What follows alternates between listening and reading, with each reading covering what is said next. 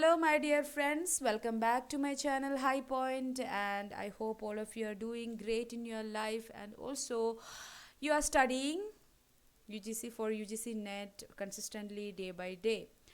So we have already learned about Geoffrey Chaucer, his life and literary career, his linguistic as well as literary contributions, the names of his major works. So like I said in the previous video, we'll be looking at Chaucer's works, important works in detail in this video. So before going into the video, let me tell you about my website known as www.highpoint.in, where you will get 900 plus audios and 300 plus downloadable PDFs and also previous and practice question papers which you can attempt live in the website and know your marks instantly. So I have given the website link in the description box and also the previous overview sessions of the history of English literature and also the previous videos in the description box as well. You can click the link and go to the videos and also to the website. Now moving on, the first important work by Geoffrey Chaucer is the Book of the Duchess. Okay, this is the first work. This is the first individual work by Geoffrey Chaucer, and he composed this particular work between the years 1368 and 69. So remember this work's name as the first work by Geoffrey Chaucer. So this is Chaucer's first major poem. It is an elegy and it is written on the death of Blanche, Duchess of Lancaster. Okay, so this is an elegy. So elegy must be written about someone, right? So it is written on the death of Blanche, Duchess of Lancaster, and Chaucer's patron John of Gaunt asked him to write it in English in order to recite in the funeral of the Duchess. Basically his patron's name was John of Gaunt. So all those details, how they are related and all, we have already seen in the previous video. So I'm not going to discuss that in here too, because this will create it as a very lengthy video that I don't want. You can obviously check there and you can always have that first and you can come back here. So Chaucer's patron's name is John of Gaunt, and he is the one who asked to write an elegy about Duchess, about Blanche, about the death of the Duchess of Lancaster, who is known as Blanche. And what was the purpose why John of Gaunt asked him to write a poem in English? Because he want to recite that poem, that elegy, that particular poem in the funeral of the Duchess. And it is written in the form of dream allegory.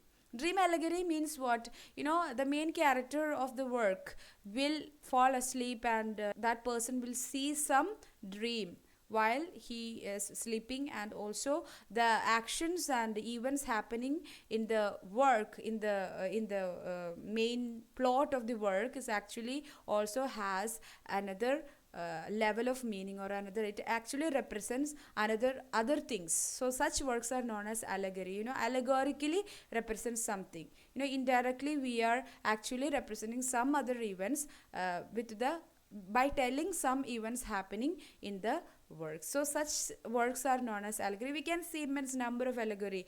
John Bunyan's Pilgrims Progress is an allegory, and we can see many other in some says that Robinson Crusoe is an allegory. So in that way we can, and also Gulliver's Travel is an allegory. So in that way we can see immense number of allegories in the history of English literature. Battle of the Book is an allegory by Jonathan Swift. So allegorically there will be some events, some characters there in the work, and also this character's name and also the things that they are, or the events that they are participating, or the actions happening in that particular work, in the plot of that work. All of these things are representing something else, originally something else. So that is known as allegory. Such works are known as allegory. So here dream allegory means the main character will fall asleep and he will see a dream, and the main action will happen in that dream, and it is allegorically representing something else. And it is influenced by Guillaume Laurie's Roman de la Rose. Okay, this particular work, the Book of the Duchess, belongs to the French period of the career of Geoffrey Chaucer. That's why it got an influence of the French writer Guillaume Laurie, and his work Roman de la Rose. And Chaucer also has done a partial translation of this particular work, Roman de la Rose. So remember that. And the poem begins with the sleepless poet. A sleepless poet is there who lies in bed reading a book. So a poet is there and he is sleepless and he is reading a book and he is in the bed. And he reads the story about Syrinx. Okay, so he reads a story about Syrinx and Alcian.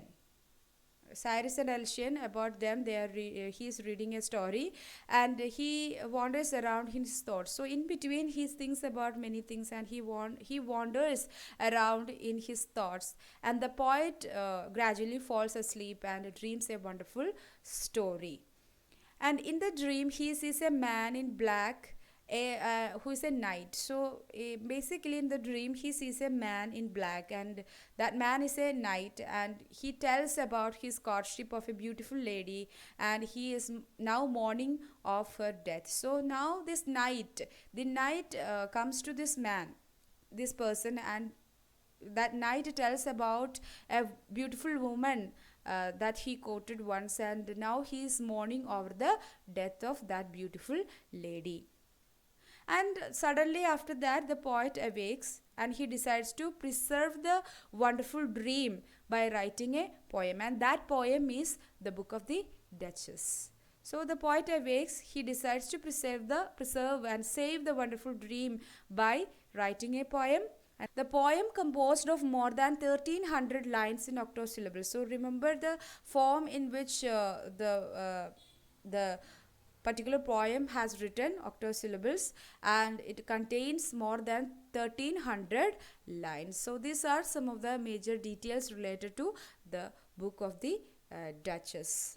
Okay, remember the dream that the poet sees in this particular work, that a knight comes and tells about the courtship of a beautiful lady and he is now mourning over her death.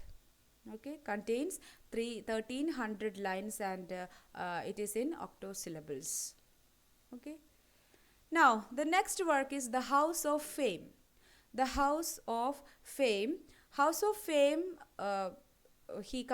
Chaucer composed this particular work between the years 1379 and 1380, and it is an autobiographical poem in 3 books. So here in this particular work we have 3 books. Remember the remember the number of books. Okay, questions can be asked. Chaucer's The House of Fame contains how many books? 3 books. So that is the answer, 3 books. It's an autobiographical poem too, in 3 books, and written in the form of dream allegory. Again, it is written in dream allegory. The narrator will see a dream and the major plots happening in that dream. What is there in the book 1? So the book 1 begins with the narrator falling asleep and dreaming about a temple dedicated to the goddess Venus. So in the book 1, the narrator of the poem falls asleep, and what happens? And he dreams about a temple which is dedicated to goddess Venus. And he finds inscriptions that depict the story of Virgil's Aeneid. So in the on the walls of the temple which is dedicated to goddess Venus, he finds inscriptions that tells the story of Virgil's Aeneid. And the rest of the book portrays Dido's betrayal by Aeneas. So in book 1 we can see that for initial part the narrator falls asleep and he dreams about a temple, and the temple walls walls contains inscriptions of Virgil's Aeneid. And in book 1, in rest of the space of the book 1, we can see portrayal of Dido's betrayal by Aeneas. Okay, and book 2, what is there in book 2? The second book of this particular work, the narrator was carried by an eagle which speaks to him in human voice. So what is the peculiarity of this eagle? The eagle is must be so big to carry a man, right? And also this particular bird, eagle, speaks to him in human voice.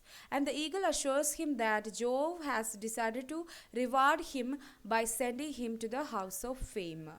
So the eagle says to him, assures him that Jove, the god, has decided to reward him by sending him to the house of fame. So this is what happens. That's all happening in book 2nd.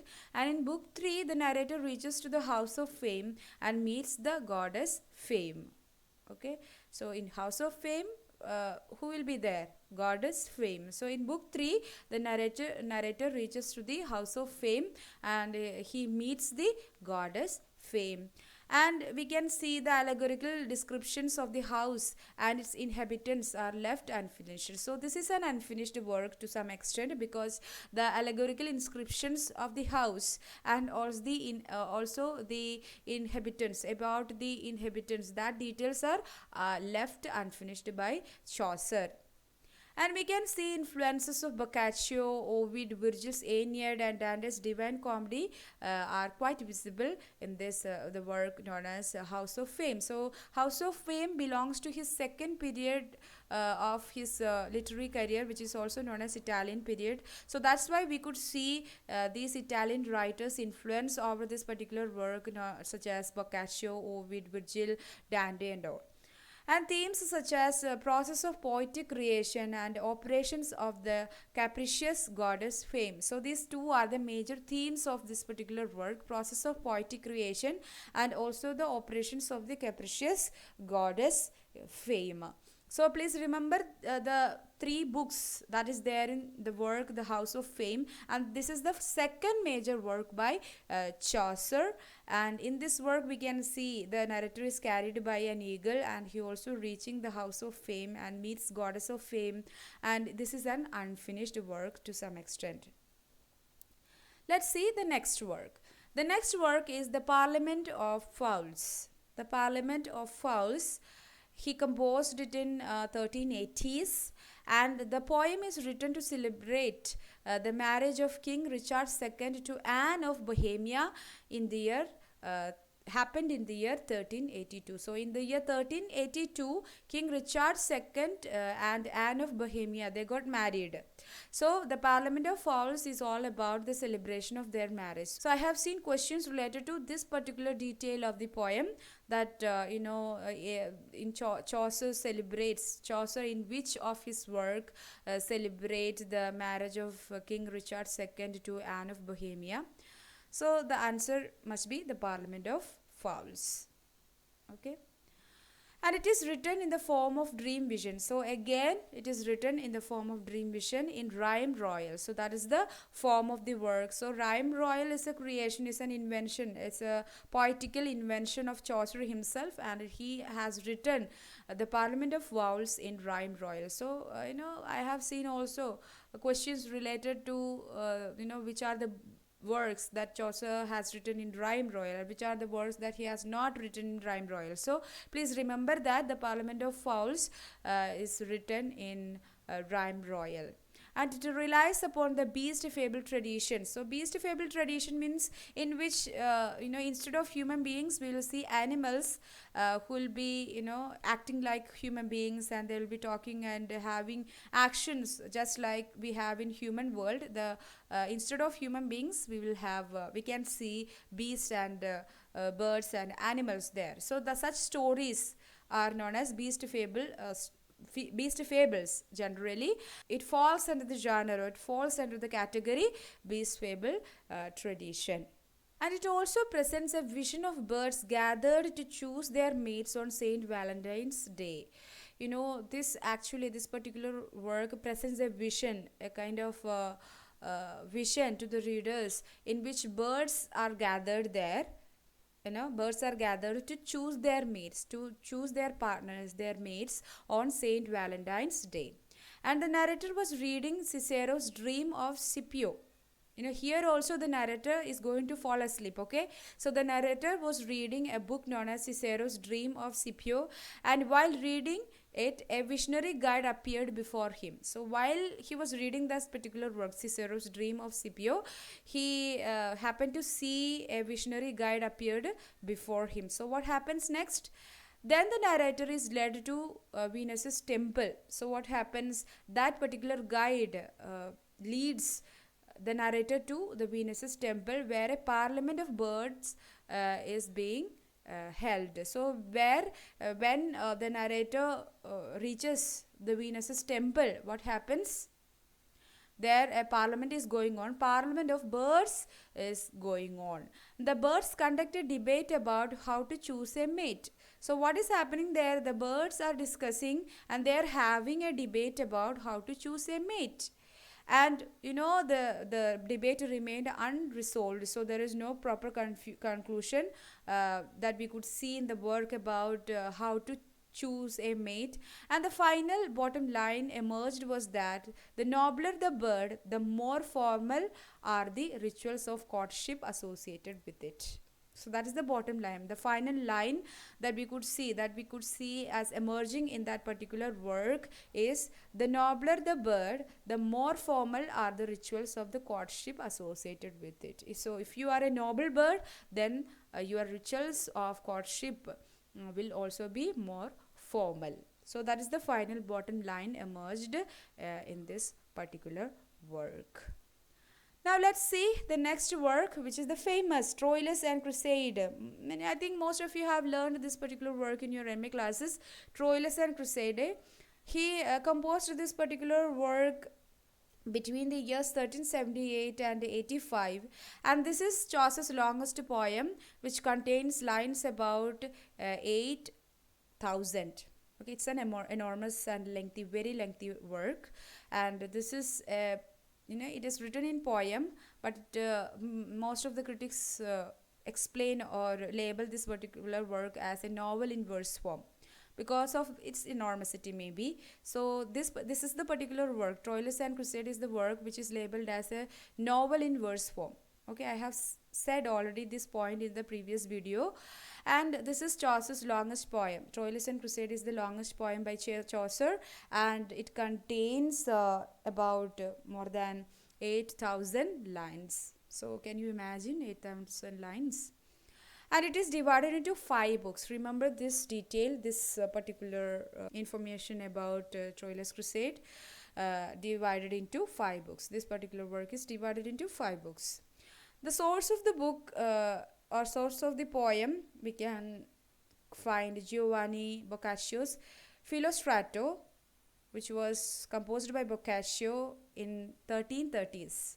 Okay, so mainly Troilus and Criseyde it's a kind of epical kind of work. Okay, and the main source of this particular poem is Giovanni Boccaccio's Filostrato, that Boccaccio composed it in 1330s, and Chaucer transformed the story into a psychological novel in verse. So that's why it is known as a novel in verse, that Chaucer not directly took the same story from Boccaccio, but he transforms the story into a psychological novel in verse. And Chaucer creates a character known as Pendarus, Criseyde's uncle. So Chaucer creates a character known as Pendarus. Pendarus, this character we cannot find in Boccaccio's work, and Chaucer creates this particular character known as Pendarus as Criseyde's uncle. So remember that Troilus and Criseyde has 5 books, and the source of the poem, and also the character created by Chaucer known as Pendarus, who is Criseyde's uncle. Now let's see the historical backdrop of this particular work. Historical backdrop is Trojan War. Trojan War is happening. So some romance is happening while the war is happening between Troilus and Criseyde. And it is about the tragic love affair of the Trojan prince Troilus and a young beautiful widow known as Criseyde. So, a love affair is happening, and it's a tragic love affair happening between a Trojan prince known as Troilus and a young beautiful widow known as Criseyde. So what is the story? What is their story? So Criseyde's father is there, and Criseyde's father abandoned Troy. So Criseyde belongs to the Troy side, and Criseyde's father abandoned Troy, and he shifted his loyalty to the Greek side. Okay, so Criseyde's father, and she was also a Troy, belongs to the Troy side, but Criseyde's father at one point of time he abandoned Troy and shifted his loyalty to the Greek side. So through the exchange of prisoners, Criseyde goes over to father's side and in the Greek camp. So in between Criseyde and Troy, Troilus, they fell in love, and Criseyde's uncle was taking care of Criseyde. Pendarus was taking care of Criseyde, and Pendarus even created some occasions for their meeting, and meeting of the lovers and all. But in between, what happened, because of the because of the war, Criseyde was captured as a prisoner, and through the exchange of prisoners, Criseyde goes over to her father's side, that the Greek side, in the Greek camp. So she has to go to the other side, the Greek side, to her father's side in the Greek camp, as as a process of, in the process of exchange of prisoners. Okay, and that was a fatal thing happened, and when she left, she swore loyalty to Troilus. So what happened, she was leaving Troy side, so while she was leaving, she swore loyalty to Troilus. But as she was traveling to the Greek camp, she meets a Greek escort whose name was Diomede, and changes her mind and proves unfaithful. So what happens?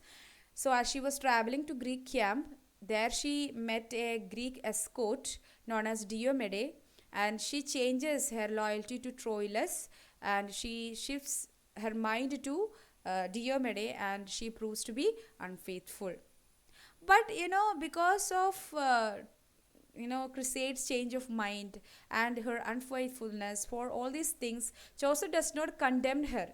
But we can see that he remains sympathetic towards the plights of women, because she is in an unknown place. Nobody knows her there, and she is lonely, beautiful, and young. So anybody can take a chance on her. Anybody can can do any harm to her. She was that vulnerable. It was a necessity for her to have some sort of help from people. Okay, so it's not that you will get a help from any other man in an unknown land. So basically she had no other choice but to take a lover of her, and for her own her own safety. So Chaucer does not condemn her for being unfaithful, for being like that, for being being changed her mind, but he remains sympathetic towards the plights of women. And why women are like that at certain point of their time, because they had no other choice. And we can see themes of courtly ideal love in this particular work. Courtly ideal love is the main theme of this particular work. So remember the historical backdrop of Trojan War and the tragic love story between Trojan prince Troilus and young beautiful widow Criseyde. Okay. Moving on, what is the next work? The Legend of Good Women. The Legend of Good Women, he composed it in 1380s, and it is written in the form of dream vision. Again, this particular work is also has written in the form of dream vision, and it contains a prologue and 9 stories. So remember this, the Legend of Good Women contains a prologue, and also prologue means an introduction, a preface kind of thing. So it contains a prologue, and also it contains 9 stories. 9, remember the number, 9 stories. And the prologue elaborates about Chaucer's reason behind compiling stories about good women. So in the prologue, he actually explains reason behind composing this particular work, why he is going to talk about the legend, the stories of good women. Okay. So what is the reason? He says that Cupid, god of love, accuses him of defaming women by writing certain works. Okay, Cupid is the god of love, and Cupid condemns him of him means Chaucer, of defaming women by writing certain works, especially works like Troilus and Criseyde, in which we can find an unfaithful woman. So the Cupid is accompanied by a mysterious queen who revealed to be Alcestis, queen of Thrace. The Cupid, while the god was accusing Chaucer for being like this, in for defaming women by creating some works. And Cupid, while it was doing it, it was accompanied by a mysterious queen who is revealed to be Alcestis, queen of Thrace. And the queen suggests Chaucer to make amendments so far he has written, and as a penance write a book about virtues of women. So as a penance, as an amendment to whatever that he had done by writing, certain works to women, you have to, as a penance, you have to write a book about the virtuous women. And Chaucer accepts it and starts to write about a legendary good woman. So, he accepts this suggestion from the queen as a penance, and he starts to write a book about the legendary stories related to good women. And he recounts the stories of women from history and myths. So, in history and myths, we can find lot of good women and their stories, and who were martyrs of love, and who were good women who displayed their virtues in various levels. And Chaucer tells stories about Dido, Thisbe, Medea, Cleopatra, Hypsipyle, Ariadne, Lucrece, Phyllis, Philomela, then Hypermnestra. So these characters, these good women, they are both from myths and history. So mainly we could see stories related to these virtuous women in the book known as The Legend of Good Women. Dido, Thisbe, Medea, Cleopatra, Hypsipyle, Ariadne, Lucrece, Phyllis, Philomela, and Hypermnestra. So remember these names at least. So a question can be asked, any type of questions can be asked. It is an unfinished work by Chaucer. So the Legend of Good Women is also an unfinished work like Canterbury Tales. So it's an unfinished work by Chaucer. Remember that too. So please remember the reason that Chaucer describes in the prologue, the reason behind composing this particular work, and the persons, the characters appearing in the prologue, Cupid and also Queen of Thrace, Alcestis. Okay, and also these many characters are there. The stories related to these many people, these many virtuous women are there in the work as well. And also it's an unfinished work by Chaucer. The next work is the Canterbury Tales. So Chaucer is mainly acclaimed and known for this particular work, the Canterbury Tales. Canterbury Tales, he composed this particular work between the years 1386 and 1395. So towards the very end of this his life, he composed the Canterbury Tales, and Chaucer's most acclaimed work is none other than the Canterbury Tales. Then it's a collection of stories narrated by 29 pilgrims on their way to the shrine of martyr Saint Thomas Becket in Canterbury. So in one line we can explain about the Canterbury Tales. Though in one line, how could you say the plan of the Canterbury Tales? It's a collection of stories. Canterbury Tales is a collection of stories, and it is narrated. These stories are narrated by 29 pilgrims. Remember this figure, okay? 29 pilgrims on their way. So they are going somewhere. They are in a pilgrimage, and they narrate these stories. The 29 pilgrims, they are on their way to the shrine of martyr Saint Thomas Becket in Canterbury. So this is the setting. This is the first, or you can see the plan of the Canterbury Tales. All pilgrims gathered at Tabard in Southwark. So, what happens? All these 29 pilgrims, they gathered at a Tabard Inn situated in Southwark before starting their pilgrimage. And Harry Bailey is the host of the inn. Okay, Tabard Inn's host's name is Harry Bailey. He also accompanying these pilgrims to the shrine. And Harry Bailey is the one who suggests a storytelling contest during the journey to and fro to reduce the tediousness of the journey. So this is going to be a long journey. The pilgrim is going to be a long journey. So in order to reduce the tediousness, the tiredness of the journey, Harry Bailey suggests a storytelling competition, a contest during the journey to and fro. So while they are going to the shrine, and also while they are coming back from the shrine too, they have to they have to tell two stories each of the pilgrims. They have to tell two stories to and fro.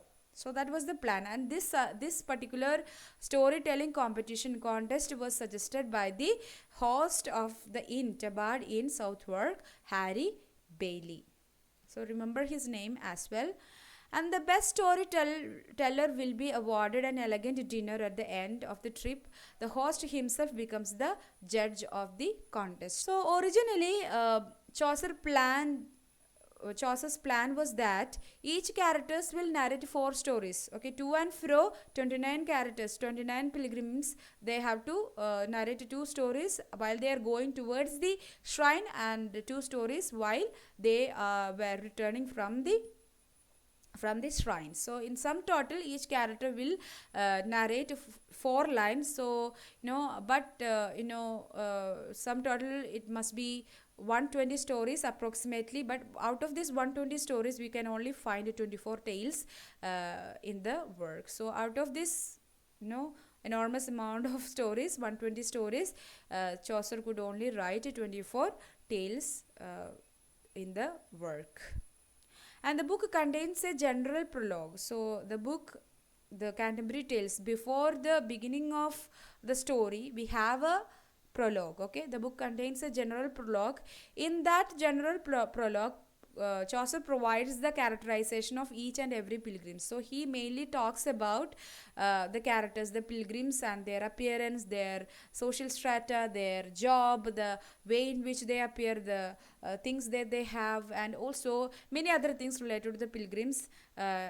All these features are given in the prologue by Chaucer. And the pilgrims represents all sections of the society. So it is not that people from high class or low class, or that kind of separate sections are not there.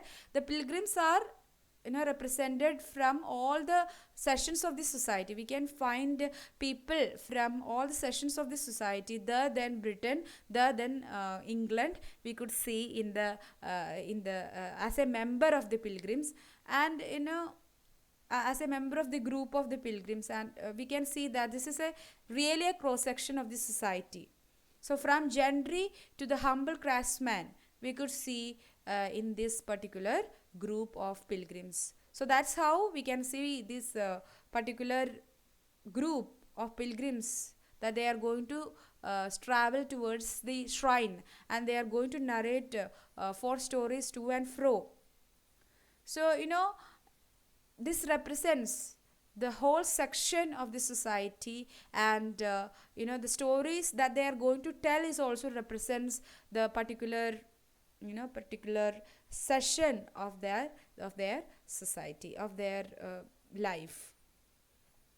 Now let's see who all are the pilgrims of the tale. So you can read it. I'll read it. The knight, the squire, the yeoman, the prioress, the monk, the friar, the merchant, the clerk of Oxford, sergeant of law, the franklin, the guildsman, the cook, the shipman, the physician, the wife of Bath, the parson, the ploughman, the miller, the manciple, the reeve, the summoner, the pardoner, the host, the narrator. So at least remember one or two or three times you read this and come back to these points and revise it again and again. Then you will remember at least the names.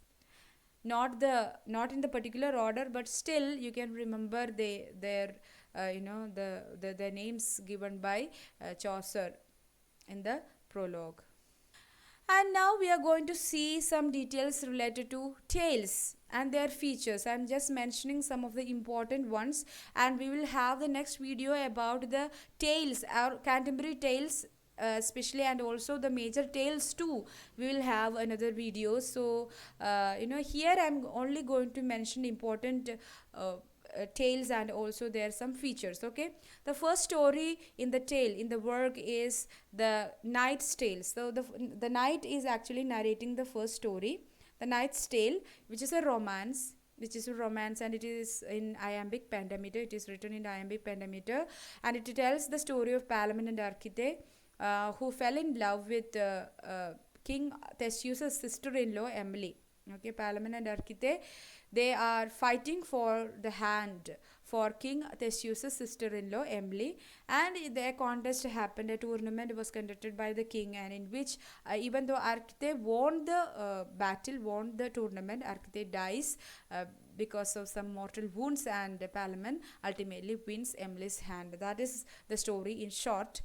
And the next story is The Miller's Tale. The Miller's Tale is a fabulous, and it is also written in iambic pentameter, and it's a farce. So Miller's Tale is a farce, so in which there is an old husband known as John, and he was cuckolded by his young wife Alison. So Alison actually cheats on John, and John and Alison and her lover Nicholas, they both cuckolded Alison's old husband John, and later some funny events are happening. That's the story of The Miller's Tale.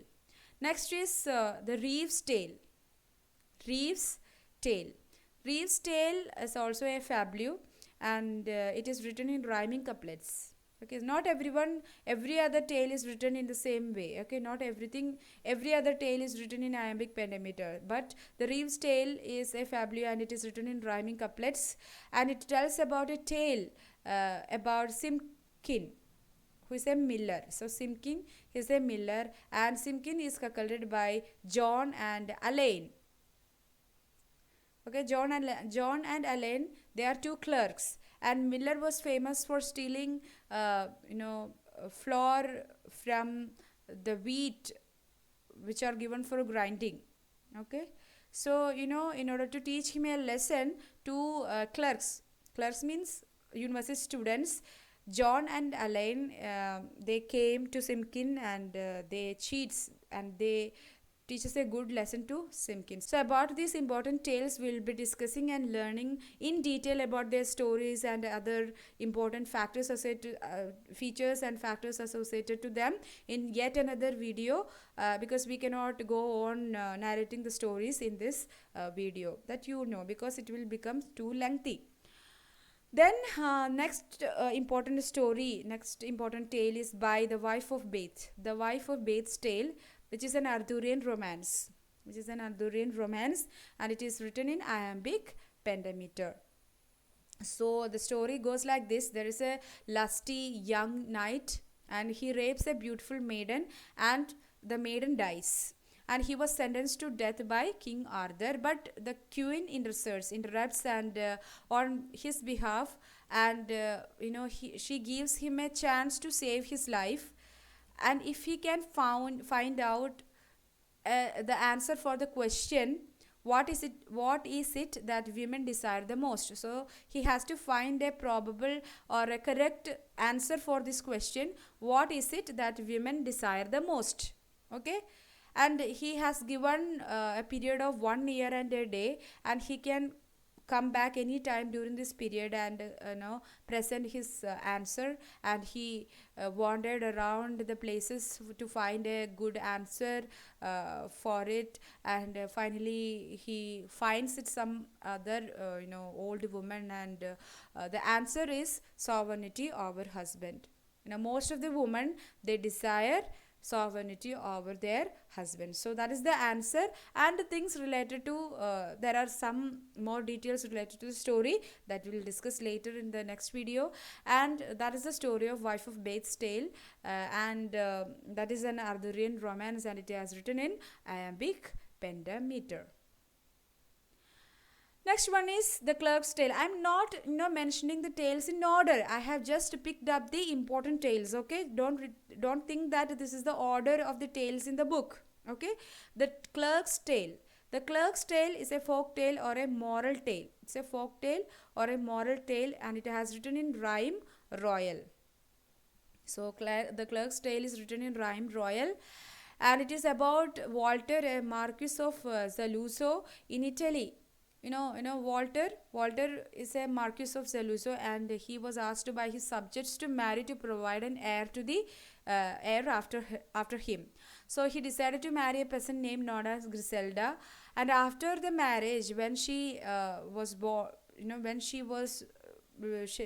delivered their first child, he decided to test her loyalty, and every other test she passed, even the final test, she passed the test, the loyalty test, and finally everything was revealed to her that all those things were just loyalty test, and your children are really alive, and they, after many years, they lived together happily. So that's the story of Clerk's Tale. And we have the Franklin's Tale. Next one is Franklin's Tale. It's a Breton lay. It is written in iambic pentameter. So here we can see the story of the marriage happened between the knight Arviragus and Dorigen, and their story proves that mastery has no place in love. So what does that mean? So their story, when we know about it, we can understand it's a kind of modern story. So in the sense that their concept of equality, so this knight and Dorigen, they agreed upon equality in every other matter, and this concept is quite modern to the time of Chaucer. When Arviragus was away, Dorigen actually, because she was so concerned about the safety of Arviragus, she trapped in a situation that because of the concern for her lover husband, what happens? She agrees to have a love affair with someone for his own safety. There is a place known as Black Rocks. Okay, Black Rocks of London. Arviragus has to pass through it. So Dorigen makes a kind of treaty with another person who is courting her unwillingly, without the consent of Dorigen. Even though Dorigen was not interested in that particular person, that particular man, she says that if you remove all the black rocks in that place, you can have my love. In between, Arviragus, he comes back, and with the help of a magician friend, the other person also removes all the black rocks. So what happens? So in that way, Dorigen was too disturbed by this. She has vowed something to the other person to have her love and all, but her husband also returned back, and Dorigen goes and tells this to Arviragus, and Arviragus says that without any guilty, you have to fulfill your vows. By seeing this, the other person also releases Dorigen from her vows, and also in that way, the story is a very modern story for the time. Okay, so that is the story by the Franklin. Next, we have the Pardoner's Tale. The Pardoner's Tale is a moral exemplum, and it is in iambic pentameter. And here we can see three drunken and debauched men who set out to find and kill death. So these three men, they set out to find and kill death, but in a way, in their way, they find a large number of gold coins under an oak tree, and they forget about their quest to kill death, and they consumed by greed eventually, and they kill each other to have that enormous amount of gold coin. So that is the story of Pardoner's Tale. So these are the important tales and important works by Geoffrey Chaucer, from the Book of the Duchess to the Canterbury Tales. Please remember the important details related to each of the works, and at least remember the chronology of the works as well. And if you have any doubts, queries and questions and suggestions, and if you want me to make any other contents related to UGC NET and JRF, you can also mention all these things in the comment section, and also you can find me in the number given in the screen. You can WhatsApp me or call me, and you can visit my website www.highpoint.in, in which you can find all the study materials in the form of audio lectures, PDFs, and also previous and practice question papers, which you can attempt them live in the website itself.